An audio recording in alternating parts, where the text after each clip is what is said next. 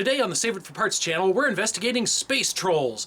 And no, I don't mean the kind that metal bands fight on the moon. I mean the people who always comment on my satellite videos with stuff like, "Space isn't real."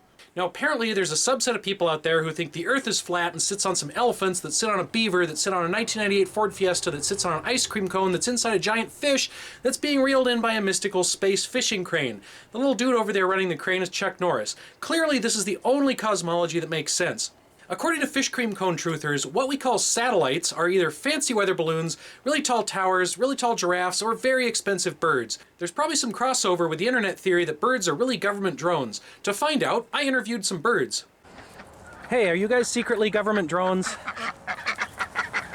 Hey, are you secretly a satellite? Hey, don't leave. Research is still ongoing, but let's look at some logic and reason. To do that, we look in the last place you'd expect logic or reason, Twitter. Look guys, if space and satellites weren't real, Elon Musk would be blowing it all over Twitter. He's way too random to keep a secret like that.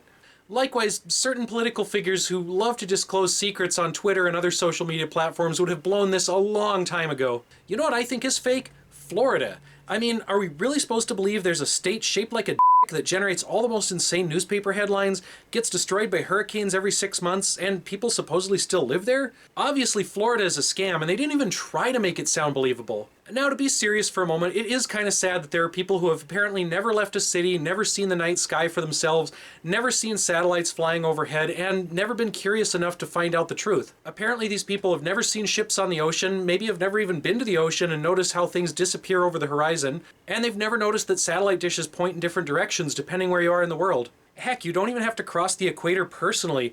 You can look at Google Street View or just look at photos of the moon from different hemispheres. Maybe if we had better schools, this wouldn't be such a problem. Personally, this is why I always vote for higher taxes on myself to pay for more education.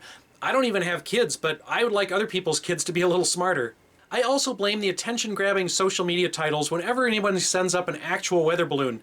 Ooh, we sent a moldy piece of bread to space! Except no, you went like 10 miles up and space is way higher and way more expensive. Now I'm actually terrible at math and engineering, that's why I work in an office instead of a real job like construction. But I can look at a picture of a satellite dish in Alaska and one in Australia, draw some lines and figure out where geostationary orbit is, or as some people would tell us, the top of the Fiesta fish. Look, you don't even have to take my word for it. You can go a few miles out of a city, look up, and see satellites at dusk and dawn. And you can even listen to them with about $40 worth of electronics. You can actually learn about cool, real-world science instead of some conspiracy that probably originated in Florida.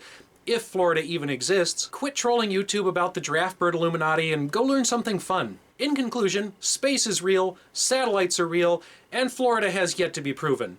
Thanks for watching.